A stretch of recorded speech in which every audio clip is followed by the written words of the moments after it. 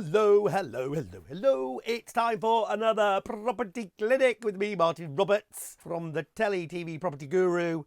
I've started calling myself a guru. You think a guru is a good thing? It's a bit sort of like, didn't the Beatles go to Australia? I'm sure they went to Australia. India to find some kind of a guru who taught them like stuff. Yeah, I suppose that's right then. I'll be a guru. I quite like being a guru. You're listening to my property clinic. This is your chance to ask me questions about the world of, property, I suppose, ideally, but not necessarily. I get all sorts of stuff from my favourite kind of pizza to the name of the dogs where I go on holiday to my favourite. We got one coming up this morning, which is my favourite roller coaster. But if you have got a question, make sure that you either make one in the comments below this video. Make sure you like the video.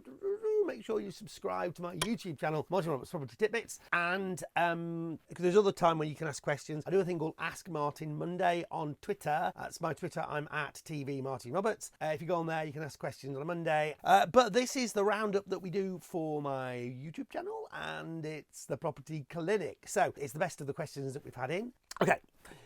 Here we go. This is from Urban Marmalade. Greetings, whoever you are. How many miles do you do each week of filming?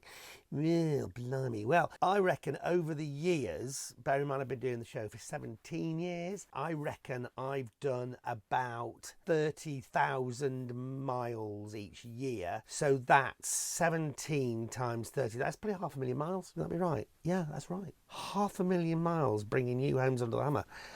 Blimey, each week, probably about 1,000 a week. Well, I'm trying to use lots and lots of public transport, and so I'm doing my bit, I hope. Okay, Chris Walters. Hi, Chris. What's the most interesting thing you've found in a vacant property? Well, you know what? I love it when I come across old, boarded up fireplaces, because you never know what you're going to find behind them. It could be a beautiful Georgian fireplace. It could be a Victorian fireplace with all the tiles and all that kind of stuff. It could be absolutely amazing. Actually, bizarrely, one of the most interesting things I've ever found is underneath the lino in the houses, because years ago, people would lay newspaper on top of the floorboards before they put the lino on top of it. So as a result, you've got these perfectly preserved newspapers, and they are often from the 1930s or the 40s. And you get these non-yellowed, amazing newspapers, which have got these stories from all those times ago. And I love looking at the adverts as well and just thinking, wow, look at that. Those stories, and little did they know everything that would be happening in the next 60 years or 70 years. So often it's, newspapers you find under the floorboards. Quite extraordinary. Thank you for that question, Chris. The Equalizer has asked this question. Hi, Martin. Any advice on areas for holiday lets? Obviously been looking at the lakes, but hard to get. Thinking of Whitby and Scarborough. I love that part of the country, the northeast coast. Scarborough, Whitby, Robin Hood's Bay. Oh, if you've not been to Robin Hood's Bay, give it a go. It's absolutely gorgeous. So I would say that bit of coast is a great place to look. I think people quite like the idea of a bit of a rural getaway. Most people's idea of that is somewhere which is, it doesn't have to be in particularly fantastic condition. It's a kind of just going to be quaint. It's two ends of the spectrum, really, I think, isn't it? It's either super quaint, and then you put up with the spiders and you put up with the creaky floorboards and all that kind of stuff, and it's got a real fire and all that kind of stuff, or it's ultra modern and it's ultra clean and it's like a hotel room. Some people want one, some people want the other. But certainly things like Airbnb and things give you a great route to market for those kind of things, and it sounds like it's a great area you're considering. So yeah, go for it. Super duper duper. Gareth Thomas. Yeah, right. Did you ever come across any rats in a property when filming? Oh yeah. Went to this one house that the people had obviously had dogs or cats, and they'd had dog or cat food, the dry stuff. It was in tins. I don't think the rats have managed to quite open that with a tin. Generally, but anyway, packets. So obviously the rats in this particular property had been eating like super high protein, vitamin filled, specially designed to make you grow faster dog cat food. So these rats were absolutely like enormous. And it's almost like one was just like, we went into the room and it was like, yeah, what? You could almost imagine it sitting in an armchair with a cigar going, life's good. They were big. We honestly at first thought it was a cat, but no, it was a rat. Luckily I don't mind rats, but the rat poo's not good. You've got to be really careful about rat poo. It can carry all sorts of horrible diseases. So that's one of the reasons why, when you go around houses, you need to take preparations. You need to wear good shoes, and in some cases, you definitely need to be wearing a mask. I'm not talking about like a Venice mask. Face mask. To stop the dust. Image of people going around all these properties wearing clown masks and things. Yeah, that's not going to work, is it? Anyway, whatever. Nigel Dupong, you're coming up with some very good questions. I think last time you asked me if I'd ever driven a tractor. I like your questions, Nigel. Keep them coming. I like everyone's questions.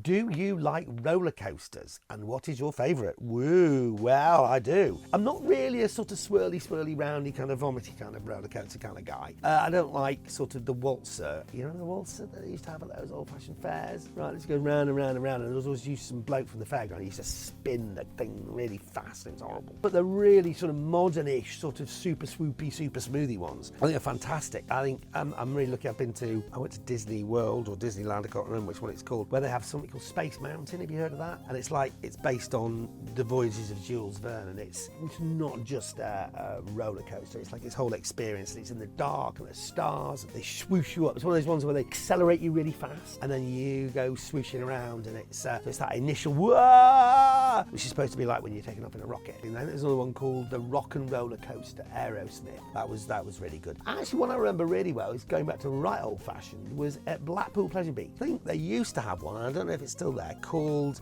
the Grand National, and it was like a real rickety, rockety wooden roller coaster that had two roller coasters next to each other, and you never knew who was quite going to win. So you'd be alongside somebody who was in a roller coaster, and that was really good. So I really enjoyed that one. They've got one of the biggest roller coasters, called the big one of the biggest roller coasters in the country, in fact the world even. Meanwhile, back in the world of property, Mandrake Fraser apologises. Don't apologise. He says, sorry for the serious question. Are flying freeholds still as potentially troublesome as they were? Do you think the legal side of them will change in the future? Well, they are. Now, flying freehold, just in case you don't know, is you could own a house, but there could be a bit of somebody else's house which actually juts into your property, or your property could jut across, say, a passageway, so that you literally, a room flies above somebody else's property and you don't own what's below you. And it's just, when it comes down to legalities of the title to that property, it can get quite complicated. It can all be sorted out by a solicitor, and you need to get a good solicitor. A solicitor is part of what I call my dream team. If you want to go into Property Auction Masterclass on my YouTube channel here, and don't forget to like this video and also subscribe to my channel. And don't forget, you can also send any questions. But if you want to go into another section of the channel, which is another playlist, which is Property Auction Masterclass, I try and guide you through the whole world of investing in property. And one of the things you're going to do is build up a dream team of people who are around you. Yeah, a good solicitor will make sure that the flying freehold isn't an issue. And if it is a problem which you can't get round, you can get insurance against a lot of things to do with titles of properties, and it's not as expensive as you might think. You know, a few £100 could insure you against that ever being in the problem in the future. Hope that helps you, Mandrake. James Baker. Who picks the music for each episode of Homes Under the Hammer? They deserve a knighthood. Well, it's actually the editors, the team of hardworking, beavering people who are locked away in dark corners and come up with all this crazy music for Homes Under the Hammer. I don't know how they do it. I don't know if they've just got a search thing which they just put in random words, but because it's not always obvious, is it? That's what gets me. It's not. And sometimes I'm listening to the music going, what's this got to do with anything? And then it'll twig, and either a line will come in or you'll get the link, and yeah, so it's brilliant. So all credit to the editors. I don't know why this makes me laugh. It's not even funny particularly, but Phil Davis, thank you. If you put a cow in a magnetic field, do you get a milk of magnesia? Don't know. Bob, Martin, when it comes to underpants, do you recommend briefs or boxers? Well, I'm more a beef person myself, but there are days when there is no logic whatsoever to an undergarment choice. It's what's at the top of the drawer, what's clean, what's not in the grunge basket. So I don't generally do, what is this thing one's called? Budgie smugglers. Well, no, don't generally do those. So I'm more of a sort of trunk kind of guy. Ads C asks, have you ever witnessed an estate agent not walk into an empty room and look up at the ceiling? Good grief, no. Of course not. That's what they do, isn't it? We love our estate agents. They're great. Some of them have been with us for so many years. There have been some of us, I'm not sure if we have had any or still have any that has been with us since the start. Certainly some of the auctioneers have. Graham Barton, Graham Penny, Clive Empson. Awesome people. But I'm sure that there might even be estate agents who've been with us since the start. And no, they will never stop randomly looking up at the ceiling when they walk into a room. What else is there to do? Tom Blunder Blundetto, what a great name. Tom Blundetto asks, how do you think the property market will fare in the next 2 years? Well, obviously everyone wants to know that, right? And I have a great belief that long term, even medium term, the property market is going to carry on as it has done since they started taking records on it. And there might be some corrections when we come out of this, and there might be a bit of uncertainty for a while, and a lot of it depends on the economic climate that we find ourselves in, and not many people can answer that definitively in terms of where we'll be, but on the assumption that the world doesn't completely collapse, and there's lots of reasons for why it won't, and lots of people don't want it to, so I think we have to trust that. Then there might be a short-term correction, but intrinsically there aren't enough houses in this country. People need places to live, so my belief is still as strong as ever in the UK property market. And yes, it's taken perhaps a little bit of a hit, but it will come back strong and stronger than ever. Gemstar7 asks, have the buyers of the houses on Homes Under the Hammer you visit already started to do them up sometimes, as properties seem to be part done up when you visit for the first time? They have, and we asked people ideally not to start work before we go and visit, but obviously we film the auctions and then we visit the property at some point after that. We ask them to wait. Sometimes they don't. So yes, they have often, not often, but sometimes started work. Okay, next question. Rachel White. Hello Martin. When a property is renovated to sell on or rent unfurnished, they are always shown full of furniture. Are there companies that hire out furnishings to people to help them rent out their houses? Rachel, there are. There are companies who specifically will provide you the furniture you need to dress a house to make it look as appealing as possible.